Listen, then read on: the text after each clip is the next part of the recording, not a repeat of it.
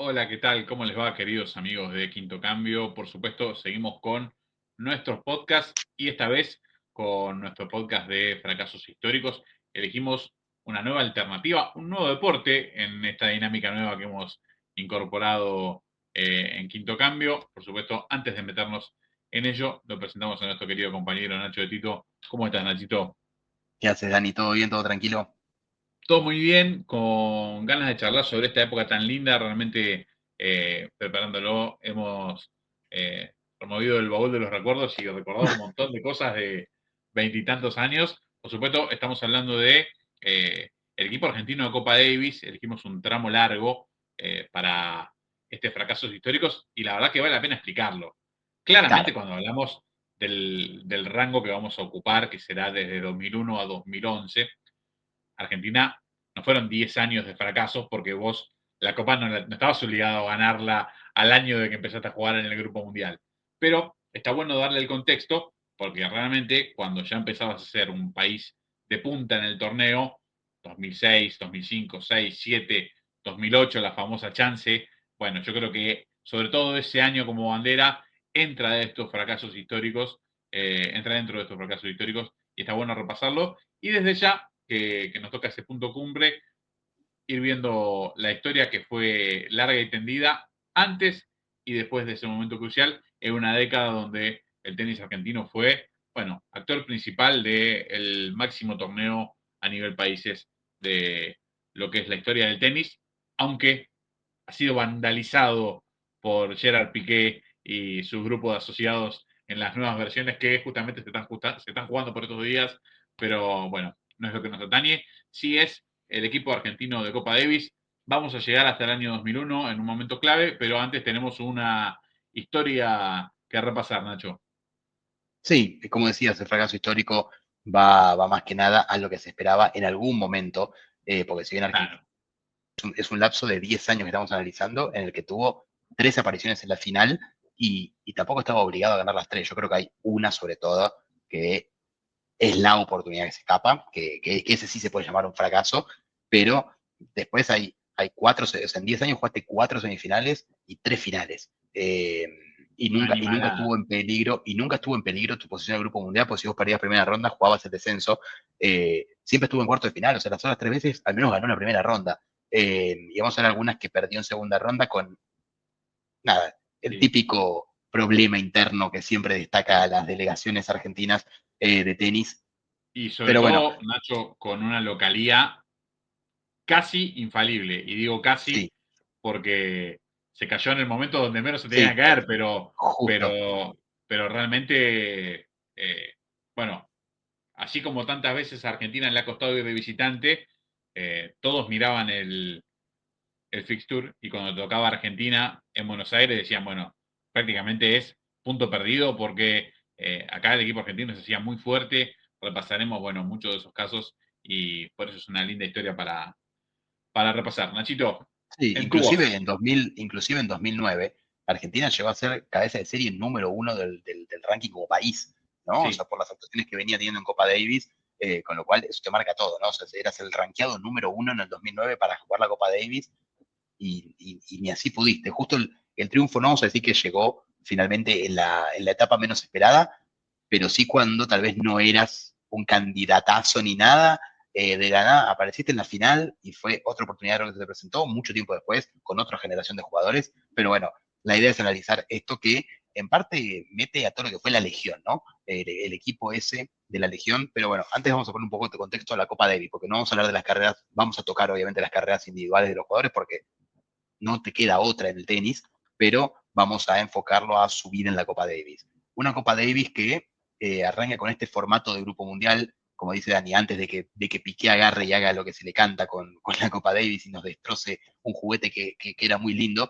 El formato este de Grupo Mundial y de Descensos y Ascensos arranca justamente en 1981 y adivinen quién fue el primer finalista. Sí, Argentina. Argentina jugó la primera final contra en Estados Unidos de, entre otros, John McEnroe. Eh, una serie que, si no me equivoco, hasta ese momento era el partido de dobles más largo de la historia, con una victoria de Estados Unidos 11-9 en el quinto set. Una un serie que, partidazo. un partidazo, partidazo, tuve la oportunidad hace poco de revivirlo de vuelta Sí, sí, para hermoso. este podcast hermoso, y con McEnroe haciendo una Argentina, ¿no? Rompiendo la cancha cuando Argentina se le venía encima, que le había empatado el partido y estaba en ventaja en el tercer set, diciendo que la cancha estaba rota, y obligando al partido a pararse, creo que fueron 40 45 minutos, donde, bueno, McEnroe agarró un poquito de aire, se acomodó con su compañero y dijeron, bueno, vamos, se nos está complicando la Davis, la perdemos. Y después una victoria de McEnroe en el cuarto punto contra Clerc en hasta ese momento lo que era el mejor partido en la historia de la Copa Davis, y que lo fue por Sí, mucho tiempo. Un partido en el que Clerc lo lleva 5 sets a McEnroe. Recordemos, McEnroe era el número 1 del mundo y Clerc número 4, no era, que sí. Clerc no era el número 20. Hay que Eh, decir algo de McEnroe, que por ahí a veces uno lo pasa desapercibido después de tantos monstruos que hay en la actualidad. McEnroe llegó a ser simultáneamente uno de singles y dobles, claro, con Fleming, que era justamente la pareja a la que enfrentaron Vilas y Clerc en ese partido. Es realmente una serie para hacer, no un podcast, es para hacer una película completa de sí, 5 horas, porque pasó realmente de todo. En el partido que marcaba Nacho se cortó el satélite de tan largo que fue, así que hubo sí. una parte que en Argentina no pudo verse. Justamente el final. Bueno, pensar que meses antes ese mismo dobles perdió un punto de manera vergonzosa porque no se hablaban Vilas y Clerc, Claro, que tuvieron una tregua para jugar ese día, ¿sí? claro. Con dos tipos que estaban en el peor momento de su relación, sin embargo, eran 4 y 5 del mundo, y Argentina fue por la imposible, por la épica, a intentar arrancarle de las manos un trofeo que ya Estados Unidos tenía ganado. A ver, Sí, y estos dos animales casi lo logran. Hablamos de el mejor momento en la carrera de José Luis Clerc en pleno sí. ascenso, en su llegada al grupo mundial, y bueno, Guillermo Vilas todavía manteniendo aquel nivel extraordinario que lo tuvo tantos años en el top 10 mundial, y a ver, con la presencia y la marca que ya era Guillermo Vilas en el tenis, ¿no? Alguna vez he escuchado a alguno decir que Vilas fue el antecesor de Nadal, porque sabías que antes de jugar con él tenías que preparar para decir, bueno, hoy voy a jugar 5 horas porque este no se cansa nunca. Bueno, hoy que hablamos de los profesionales o los tenistas ciberprofesionales o los jugadores de fútbol, cuando vos ves estos tipos que se preparaban como se preparan hoy, hace 40 años, bueno, entendés la diferencia que sacaban desde ese lugar. Claro. Argentina con esas armas, como bien lo decía Nacho, bueno, jugó una serie brillante, no alcanzó, pero la sensación fue de orgullo de una representación, bueno, muy por encima de lo esperado. Sí, Argentina llega 1-1 al dobles, pierden el dobles contra de vuelta la pareja número 1 del mundo, haciendo un partidazo a 5 sets. Como bien decías, no se hablaban, habían perdido el punto al día anterior porque las pelotas que iban al medio no las agarraba nadie, cada uno defendía su lugar. Una cosa insólita, insólita, ridícula por donde la mires, y aún así llegaron a la final, imagínate. eh, Bueno, para, y para, a ver, entre tantas historias que hay, el partido ese que decimos es en Timisoara, donde Argentina pierde, por supuesto, el punto de dobles porque no se hablaban, gana los singles y clasifica. No había capitán, el capitán tenía que ponerse de acuerdo, Vilas y Clerc, y le llevaron una lista, los dos sí, bocharon como a 20, terminaron eligiendo a Carlitos Conquet, que según dicen los periodistas que estaban en aquel momento, entre ellos Guillermo Salatino, ¿sí? Tenía una influencia mínima porque a los dos los coachaban sus entrenadores de siempre, y claro, dicen que la táctica del día del dobles la armó John Tiriac, que era el entrenador de Guillermo Vilas. Salatino siempre lo recuerda, recordemos, Guillermo Salatino, de los pocos periodistas que viajaban en aquella época a sí, hacer el circuito mundial, con una relación de idas y vueltas con Vilas, bueno, que primero fue uno de los que lo llevó a recorrer el mundo al lado de él para promocionar la carrera del tenista, y después estuvieron peleados como 20 años sin hablarse, pero siempre marca esto. Tiriac los agarró a los dos, por supuesto, Tiriac sabía que a su pupilo y a su entrenado le servía ser campeón de Argentina con Copa Davis, ¿no? claro. Dijo, hoy se olvidan de todas las diferencias, en la cancha son hermanos, hay que matarse. Bueno, armaron la táctica y claramente, como decía Nacho, ¿no? Terminó McEnroe teniendo que enfriar el partido. Imagínense la sorpresa de los americanos cuando dijeron, bueno, en esta cancha que la elegimos nosotros, carpeta, cerrado, todo dado para que sea una paliza, y Argentina, bueno, mostró las garras y llegó, bueno, a una final épica De hecho, hasta que llegó esta generación, que no fue de dos, sino que es de tantos y tantos jugadores que vamos a escuchar nombrar en este podcast, bueno, no había sido la máxima actuación del equipo argentino. Sí, un cuarto punto que lo define McEnroe ganando la Clerc en 5 sets de vuelta. Nada, un Clerc, los dos llevan cansados, ¿no? Obviamente los dos habían jugado su single y el partido de dobles, pero todos dicen que ese día fue el día que más cerca estuvo Clerc de hacer historia y ganarle a McEnroe. Eh, la verdad, nada, se termina definiendo por detalles, pero bueno, como dijimos, ¿no? Año 1981, Argentina, primera Copa Davis con este formato, finalista, pierde contra un Estados Unidos que era casi imbatible.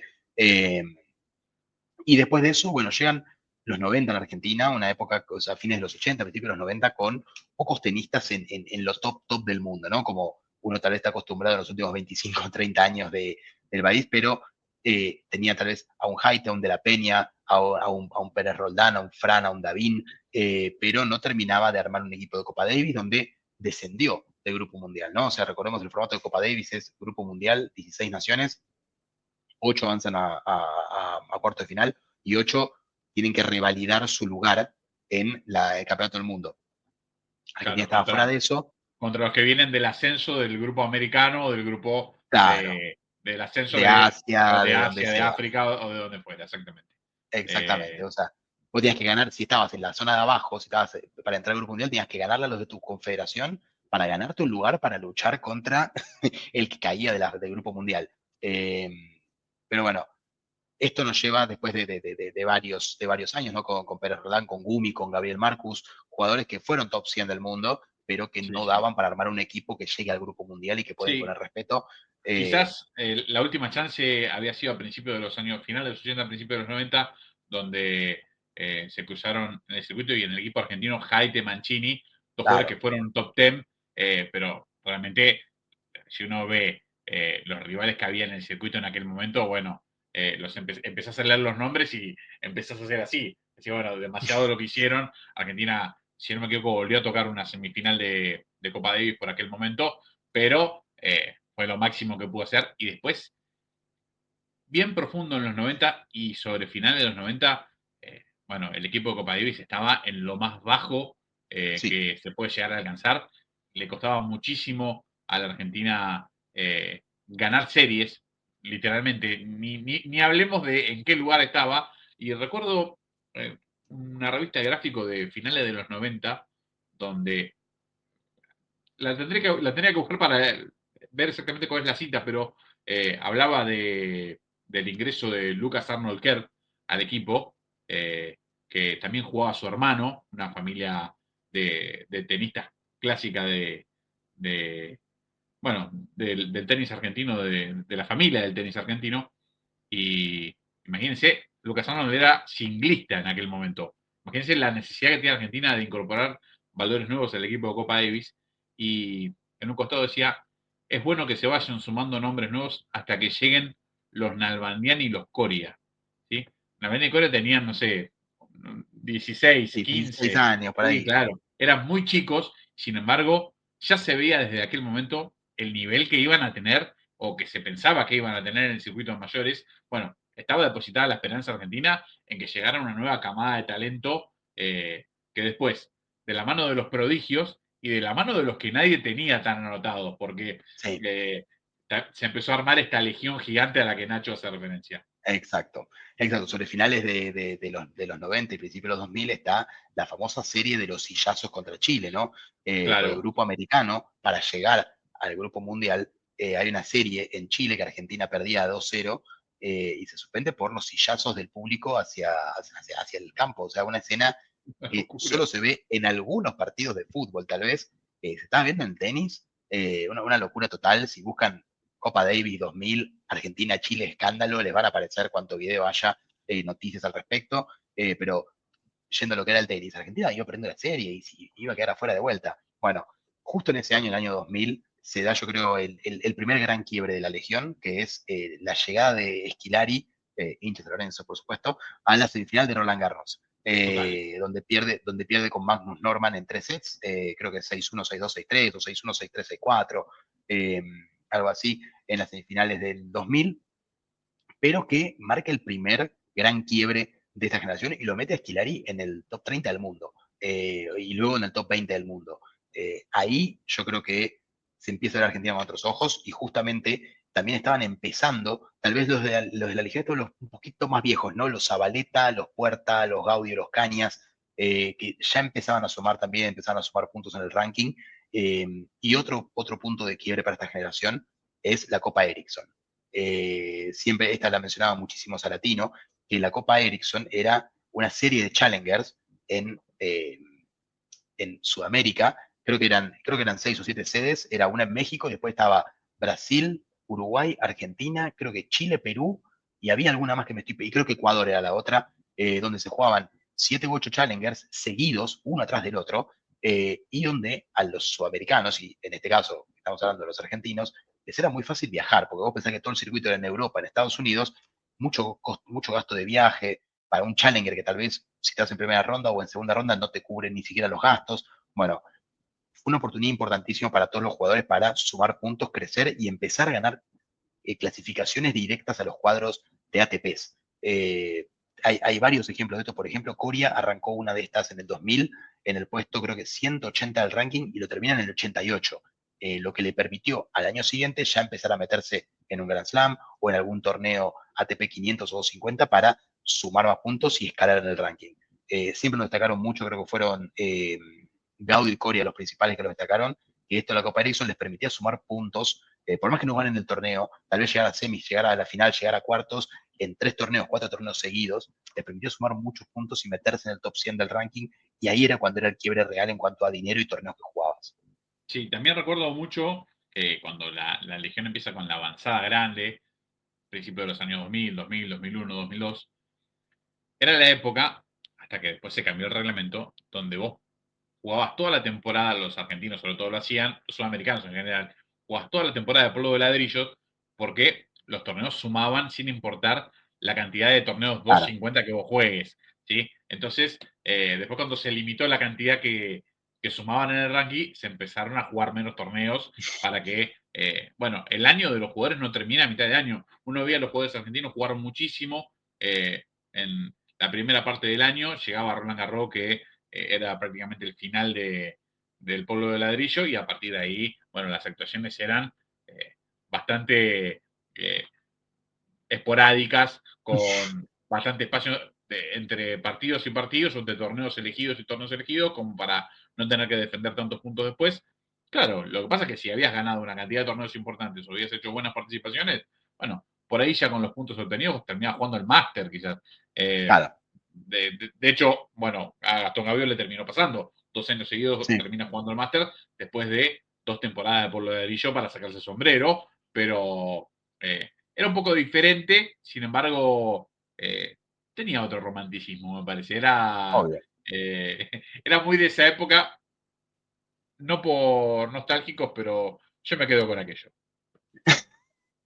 Ambas, en esta no tengo una preferencia, obviamente lo anterior, como fue lo primero que vi, me gusta más, pero digamos que a nivel deportivo me parece igual, no tengo una preferencia uno sobre otro, pero sí era lindo saber que la primera parte del año iba a ser a los argentinos en todos los torneos, a ver a 4 o 5 jugando cuarto de final, semifinales, eso estaba lindo. Eh, pero bueno, cuestión que ya en el 2000 con el quiebre de Schillaci, en los años finales de los 90 y principios de los 2000, con estos challengers de la Copa Ericsson que se hacían en toda Sudamérica, empiezan a aparecer otros nombres, ¿no? Empieza a aparecer, bueno, Schillaci ya estaba, empiezan a aparecer los Corea, los Nalbandian, como bien mencionabas, empieza a subir puestos tipos como Gaudio, tipos como Acasuso, y empieza a formarse un grupo de argentinos muy grande. Y esto nos lleva a la Copa Davis del 2001, que es donde Argentina logra finalmente romper el maleficio y meterse de vuelta en el Grupo Mundial. Creo que tenemos un video del partido definitorio. Sí, señor, vamos a Ahí está. verlo. Equipo que en aquel año 2001 todavía lideraba Franco Davín para, bueno, manejar las riendas de lo que sería el equipo de Copa Davis.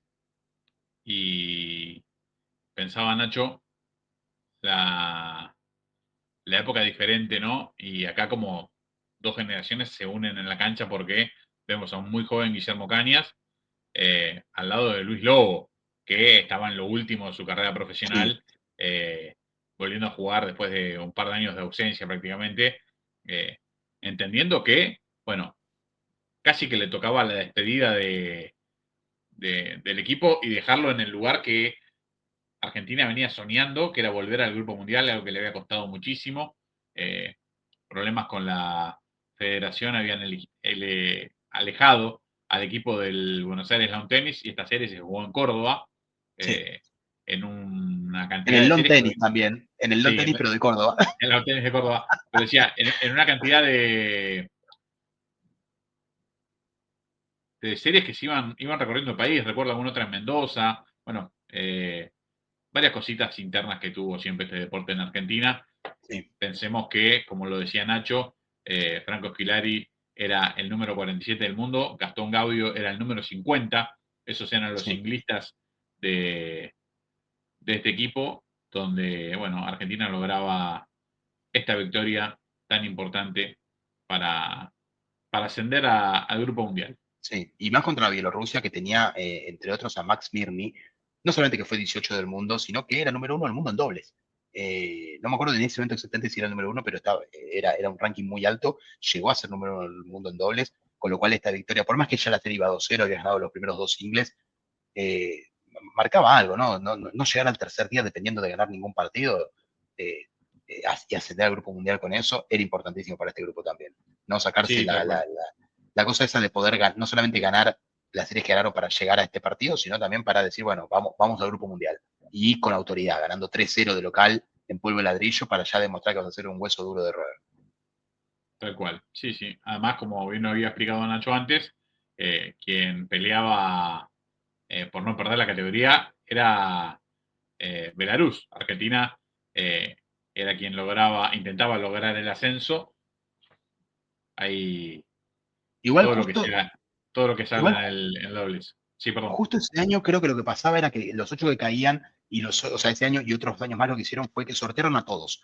Los ocho que venían de abajo y los ocho los Mirá, sorteaban a todos y te podía tocar contra uno que no venía del Grupo Mundial y que era de otra confederación. Creo que la única regla era que no sean de la misma confederación. Creo que era ahí así. está.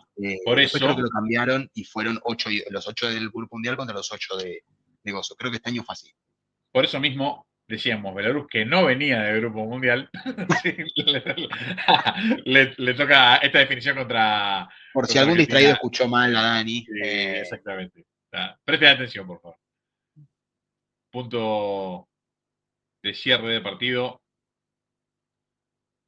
y ahí y está, toda la Lobo y alegría, Caritas. toda la emoción de Luis Lobo, que ya casi al final de la carrera, con el abrazo de todo el equipo, el pelo de Franco Davín que se veía por ahí, Davín que se había retirado muy joven, el rodete del gato Audio, bueno, toda una generación de jugadores que sabían que para Argentina la Copa Davis tenía un sabor especial. Argentina lograba el ascenso, lograba eh, ponerse otra vez en el mapa del Grupo Mundial.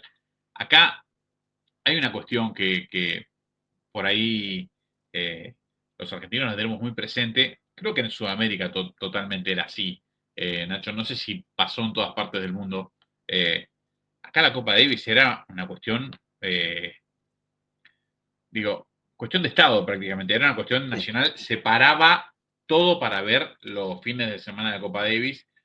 Por eso creo que cuando digo Piqué y su grupo llegando a un nuevo formato, nos hizo perder, bueno, parte de la emoción. Vos sabías que recibías los fines de semana de Copa Davis, bueno, separaba todo, no quedaba una entrada disponible nunca. eh, Veías a los famosos de la época, Maradona siempre sí, alentando al Maradona siempre equipo. estaba. Bueno, era realmente ver a la selección argentina de tenis, así, puesto de Claro, esa forma.